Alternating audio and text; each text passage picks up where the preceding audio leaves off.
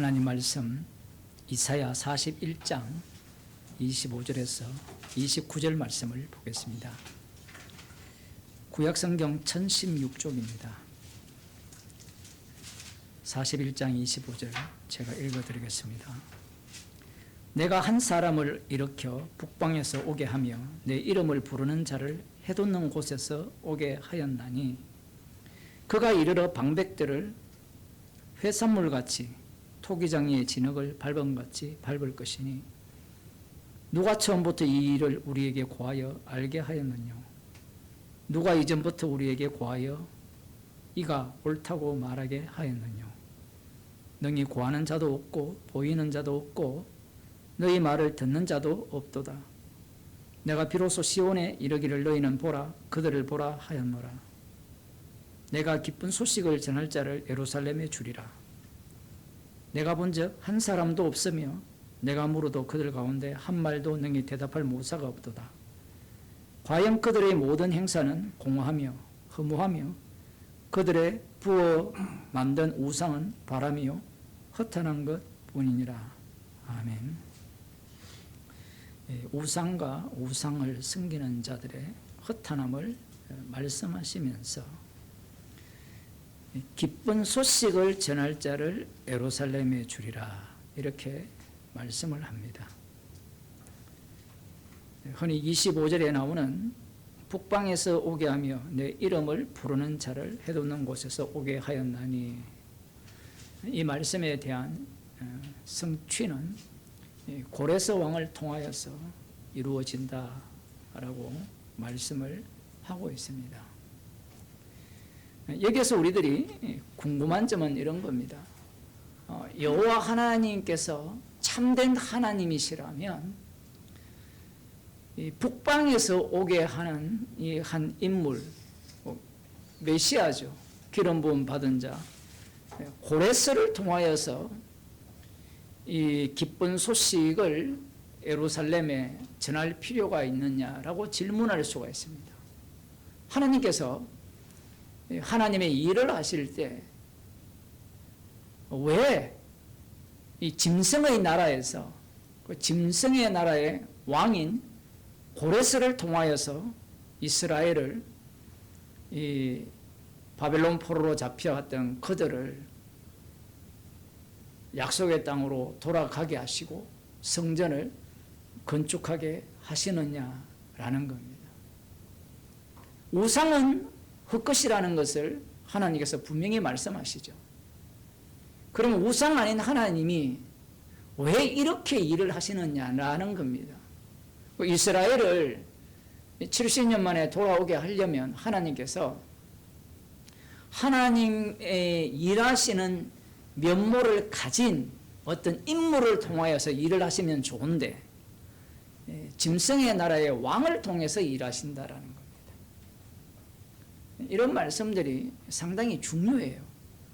우리들은 이 세상이 돌아가는 이 일들이 뭐 시진핑이 되었든 트럼프가 되었든 이재명이 되었든 그냥 돌아가지 않겠느냐라고 생각할지 모르지만 모든 이 세상의 모든 만물은 십자가 지신 주님을 위하여 있고요. 주님을 위해서 돌아가는 겁니다. 그럼 문제가 뭐냐면 우상은 헛되다라고 했잖아요. 그러면 진짜 하나님이 진짜 이 예루살렘에 기쁜 소식을 전할 자를 보내실 경우에 그 메시아가 정말 기쁜 소식을 가져오는 분이 되느냐라는 질문을 해야 됩니다. 예수님 당시에 유대인들은 고레스가 기름 부음 받은 자임을 알고 있어요. 그러나 이 고레스는 장차 올 이 다윗의 자손으로 오시는 메시아의 그림자죠. 그렇다면 다윗의 자손으로 오시는 다윗 왕이 기름 부음 받은 자가 될 것인데 그가 세우는 하나님 나라는 어떤 모습을 띌 거냐라는 거예요. 우상을 섬기고 우상을 쫓았던 나라들은 여호와 하나님께서 심판하셔서 멸망을 시켰잖아요. 그렇다면 여호와 하나님께서 약속하신 이 하나님 나라는 우상을 섬기는 나라와 달리 우상을 섬겼기 때문에 멸망했던 북이스라엘이나 남유다와 달리 이 강력한 이 힘을 소유한 나라를 세우지 않겠느냐라고 이 유대인들은 고대하고 있었던 겁니다. 구약을 열심히 묵상한 자들은 이 하나님 나라 메시아 왕국이 어떤 모습을 띌 것인가에 대한 이 명료한 설계도가 있어요. 정답이 있다라는 겁니다. 그런데 그 정답에 과연 이 예수님이 오신 메시아가 합당하냐라고 할 때는 합당하지 않아요. 예수님을 십자가에 못 박은 자들이 그 십자가 아래에서 뭐라고 조롱합니까? 네가 유대인의 왕이냐? 하나님의 아들이냐? 하나님의 아들이라면 하나님의 아들다운 면모를 보여라고 하잖아요. 오늘날 우리들에게 여러분 주변에서 예수 믿지 않는 사람들이 너 예수님 믿는다면서 참 복음을 안다면서 아는 모습을 보여라 하잖아요. 보여주면 그들이 그걸 볼 수 있을까요? 야, 이게 진짜 중요한 이야기입니다. 상대가 까막눈이거든요. 제가 이제 오늘 주일날 이렇게 걸어왔잖아요. 쭉 대한민국에서 가장 핫한 거리 성수동 이쪽으로 걸어오는데 팝업을 되게 많이 해요. 근데 그림을 보고 글씨를 보는데 뭐 한글이 거의 없는 것 같고 영어가 많고 그 큰 그 광고판들을 다 읽어보는데 알아보는 게 하나도 없어요. 저게 도대체 뭘 이야기하는지. 그래서 제가 제 아내한테 그랬거든요. 아, 내 까막눈이다. 도대체 저거 뭐 이야기하는 거냐? 옆에서 하는 말이 화장품이래.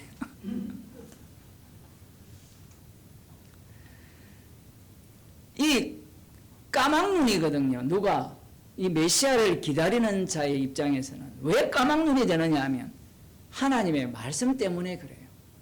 하나님의 약속이 이렇게 주어졌다면 하나님의 약속이 1차적으로 고레스 왕에 의해서 성취가 되잖아요. 성전이 제2성전이 스룹바벨의 성전이 세워졌잖아요. 그러면 이제 70일에 완성이 된다면 제대로 된 메시아가 올 것이고 그러면 그들은 그 마음을 품고 메시아를 기다렸는데 메시아라는 이 예수라는 작자가 아무런 힘도 없이 잡혀서 십자가에 못 박혔어요. 위에는 이 본디오 빌라도가 나름 책임을 면하기 위해서 사실 그게 조롱이거든요. 유대인의 왕이라고 썼잖아요. 그러니 이들 입장에서는 까막눈이잖아요. 그런데 그게 과연 까막눈이냐라고 하면 아니에요. 말씀을 근거로 할 때는 메시아가 다윗 왕이 비록 고난받는 경우는 있었지만 죽을 뻔한 경우는 있었지만 다시 살아나서 힘을 소유했잖아요. 그러면 당신이 메시아라면 너도 구원하고 우리도 구원하라는 게 이 조롱하는 자들의 태도인 겁니다. 그런데 예수님께서는 그 십자가에서 다 이루었다라고 해버려요. 십자가가 하나님 나라의 완성이라는 겁니다. 이걸 누가 믿겠느냐라는 거예요. 이건 성경을 갖고 이야기를 해도 안 믿어요. 왜냐하면 듣는 사람들 마음속에 하나님 나라 개념이 따로 있어요. 그 따로 있는 내용을 추적해보면 유대인들이 기다렸던 메시아 왕국이었던 겁니다. 그 당시에 젤로 땅이 있었잖아요. 열심당. 그들은 무력으로 로마 제국을 처부수차라는 그런 논리를 갖고 있는데 그들의 선조는 마카비 혁명을 일으킨 사람들이죠. 잠시 독립을 했었거든요.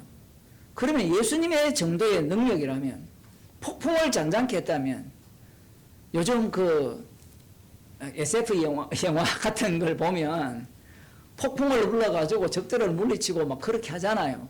그럼 예수님이 그런 일을 하시면 얼마나 속이 시원하겠어요. 구약처럼 홍해 바다로 바로의 군대를 몰아넣어서 몰살시키는 그런 방식, 아니면 우박을 내려서 대적들을 물리치시는 그 요소에 나오는 그러한 방식으로 대적들을 물리치시고 하나님 나라를 세우시면 얼마나 좋겠느냐라는 거예요. 그런 기대를 하지 않겠습니까? 그런 기대를 하는 게 왜 문제가 되느냐 하면 까막눈이기 때문에 그래요. 오늘날도 마찬가지죠. 사람들이 예수님을 믿는다면 예수님의 형상을 닮아라 하잖아요. 그럼 예수님의 형상은 십자가거든요. 형상이라고 하면 모양을 떠올리잖아요. 문자는. 그러나 성경에서는 그 형상이 기능으로 바뀝니다. 왜냐하면 하나님께서 남자와 여자를 자기의 형상을 따라 지었다 했거든요. 지금 성경을 잘 보면 남자와 여자, 남성, 여성, 그 히브리어로 보면 그냥 앙크수 끝이에요. 남성, 여성이 하나님의 형상이에요. 기능 자체가. 문제는 예수님이 십자가에 달리신 그 모습이 과연 약속대로 오신 메시아의 모습이냐? 차라리 고레스가 오면 좋겠다라는 게 유대인들의 마음이에요. 그게 이제 속이 안 차니까 로마가 기독교를 처음에는 종교로 인정을 하고 공인을 하고 그다음 국교로 데오도시우스 왕제입니까? 392년에 국교 공인을 하잖아요. 그때부터 이제 자신들의 욕망이 꿈틀꿈틀거리면서 이 기다렸던 하나님 나라를 자기들이 만들어내는 겁니다. 오늘날로 치면 개교회가 교인수 뭐 몇백 명이 되면 그 목사는 완전히 황제잖아요. 목사의 말이 하나님의 말씀이 된 그런 교회가 되잖아요. 유럽이나 그런 데서는 이 윗대가리들이 이 조직 체계가 강력해서 쉽게 그럴 수 없거든요. 어쨌든 지금 한국 교회는 그런 식으로 온 겁니다. 그러한 하나님 나라를 생각을 하는 거예요. 그러니 예수님께서 하시는 그 일들에 대해서 못마땅할 수밖에 없는 겁니다. 사도 바울이 그 정도로 사람들을 이끌 수 있는 통솔력이 있었다면 조직을 만들어서 로마 제국을 대항하여서 뭔가 그들을 멸망시키는 일을 해야 되지 않겠느냐라는 생각을 하는 거예요. 제가 이런 얘기를 하는 이유가 뭐냐면 우리들 마음속에는 계속해서 무엇이 담겨 있느냐 하면 내가 꿈꾸는 하나님 나라가 따로 있다라는 겁니다. 그러니 예수님이 십자가로 완성하신 천국을 소개할 때 사람들이 받아들일 수가 없는 겁니다. 그러면 반대쪽에서 우상을 섬기는 자들이 뭐라 하겠어요? 십자가가 하나님 나라의 완성이다? 이렇게 얘기하면 조롱하겠습니까? 그게 동의하겠습니까? 우상을 섬기는 자들이 생각하는 하나님 나라가 어떤 나라입니까? 십자가로 세워지는 하나님 나라일까요? 아니죠. 하나님이 강한 오른손으로 이 땅에 오셔서 통치하는 하나님 나라. 그러한 하나님 나라를 인간들이 꿈꾸는 겁니다. 주님께서 성령을 주시잖아요. 성천하신 이후에 성령을 주셔서 주님의 몸된 교회를 세우시게 되는데 그 교회의 면모는 과연 교회다운가라는 거예요. 고린도전서 1장을 한번 보겠습니다.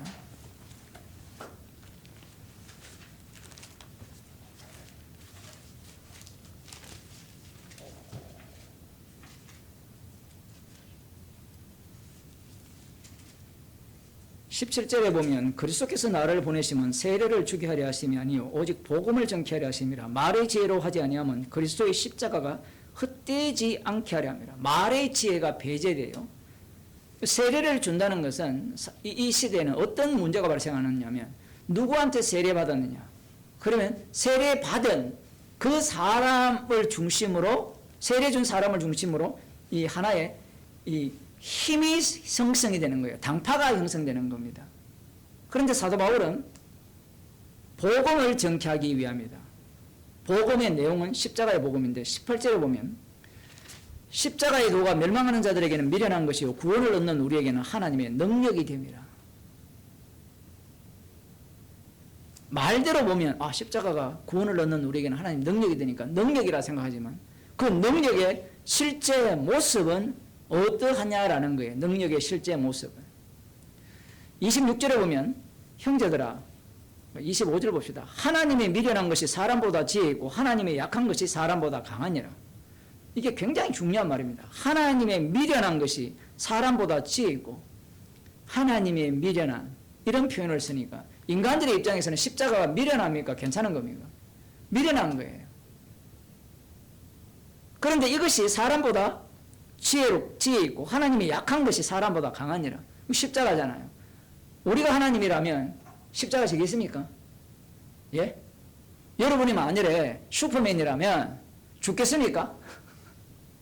힘 하나도 없는 인간들에 의해서 쟁을 당하겠습니까? 저것도 안 당하죠. 그런데 하나님은 약해졌었어요. 자신이 만드신 피조물의 모양을 육신을 입고 이 땅에 오신 겁니다. 형제들아 너희를 부르심을 보라. 육체를 따라 지혜 있는 자가 많지 아니하며 하나님께서 일을 희한하게 합니다. 부르시는데 육체를 따라 지혜 있는 자가 많지 않고 교인들이 가득한데 자 한번 보세요. 하나님이 지혜로 가득 찬 사람들의 모임이라면 그 육체를 따라 지혜 있는 자가 많아야 돼요, 적어야 돼요. 인간의 논리는 많아야 된다는 논리예요. 그런데 하나님께서는 의도적으로 많지 않게 하셨어요. 조롱의 대상을 만든 겁니다. 그 다음 보면 능한 자가 많지 아니하고 문벌 좋은 자가 많지 아니하고 왜 이렇게 하셨냐 하면 하나님께서 세상에 미련한 것들을 택하사 지혜 있는 자들을 부끄럽게 하려 하십니다. 지혜 있는 자들을 부끄럽게 하려면 미련한 자들이 선택을 받아야 돼요. 교회로 들어오는 겁니다. 그래 교회 구성원들을 보게 되면 찌질이들이 다수를 차지해요. 우리 교회는 판사 검사가 가득한데요. 수상합니다. 왜? 그 교회는 이 말씀에 해당이 안 되죠. 우리 가운데는 지혜 있는 자가 너무 많아요. 그러면 그 교회에서 복음을 제대로 전파하지 않았을 확률이 100%입니다. 아니 목사님 지혜 있는 자가 가득할 수도 있지 않습니까? 라고 이야기를 하는데 그게 불가능해요. 왜냐하면 지혜 있는 자들은 복음을 안 들어요. 그러면 또 반대로 하나님은 그런 것도 능히 이길 수 있지 않습니까? 맞아요. 십자가로 이깁니다. 그래서 그들에게 십자가를 이야기해 보세요. 과연 그들이 십자가와 지혜에 화답하겠습니까? 세상의 미련한 것들을 택하사 지혜 있는 자들을 부끄럽게 하려 하시고 세상의 약한 것들을 택하사 강한 것들을 부끄럽게 하려 하십니다. 그 교회를 보게 되면 약한 자들의 모임, 미련한 자들의 모임, 없는 자들의 모임이라는 겁니다. 이 고린도 교회가 이 장사치들이 모이는 교회잖아요. 우리가 주님이라면 사도 바울이 교회를 시작을 할 때 소서대로도 나오지만 주님이 뒤에서 좀 밀어줘가지고 누굽니까 이번에 무슨 황입니까? 예? 젠슨 황, 이재명, 그 다음 또 이재용, 또 누구예요? 이재명도 들어갈 수 있고 또 누굽니까? 정의선, 또 누구예요? 최태원. 이런 사람을 교회로 들어오게 되면 외부에서 볼 때 이야 저 교회 가면 정말 하나님이 축복받은 것 같다 이렇게 될 거 아니에요? 주님이 그렇게 못하겠습니까? 주님이 그렇게 일을 안 해요. 그렇게 일을 하게 되면 하나님의 지혜인 십자가 자체가 드러날 수가 없습니다. 그런데 교회는 이걸 원하거든요. 교회는 뭘 원해요? 가짜 교회는? 우리 중에 지혜 있는 자가 많고 우리 교회는 스카이가 90%, 의사가 90% 그런 교회가 있어요. 그 비슷한 교회가. 그래서 웬만한 이 재물 강남에 빌딩이 있어도 그런 교회 가면요 큰 소리 하나 못 칩니다. 그런 교회가 꽤 돼요 한국에. 그 거기에 무슨 복음이 있겠습니까? 지금 이 이사야서를 통하여서 우상을 섬기는 자들이 왜 우상을 섬겼습니까? 잘 되는 걸, 부유한 걸, 강한 걸 원했잖아요. 그들이 심판을 받았어요. 그러면 진짜 하나님이 메시아를 보내셔서 진짜 하나님의 아들이 이 땅에 오신다면 그분은 우상을 섬기는 나라보다 강해야 될 거 아닙니까? 그런데 힘이 하나도 없어요. 본디오 빌라도의 그 명령 하나에 십자가에 처형당했습니다. 그러니 이 십자가의 지혜는 사람으로부터 날 수가 없는 거예요.